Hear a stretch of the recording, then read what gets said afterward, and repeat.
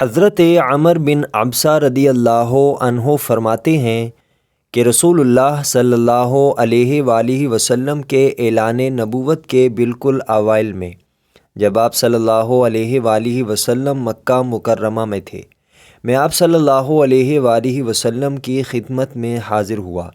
ان دنوں آپ صلی اللہ علیہ وآلہ وسلم خفیہ تبلیغ فرماتے تھے۔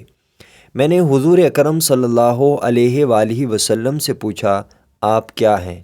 آپ صلی اللہ علیہ وآلہ وسلم نے فرمایا کہ میں نبی ہوں۔ میں نے کہا، نبی کیا ہوتا ہے؟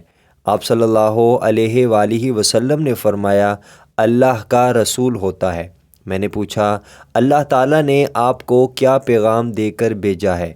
آپ صلی اللہ علیہ وآلہ وسلم نے فرمایا، یہ کہ اللہ کی عبادت کی جائے، بتوں کو توڑ دیا جائے، رشتہ داروں کے ساتھ نیکی اور صلہ رحمی کا سلوک کیا جائے۔ مستدرک امام حاکم، حدیث نمبر 7240۔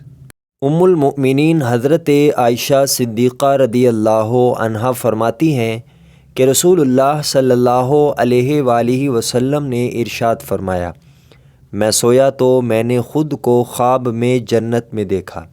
میں نے ایک قاری کی آواز سنی۔ میں نے پوچھا، وہ کون ہے؟ فرشتوں نے بتایا کہ وہ حارثہ بن نعمان ہے۔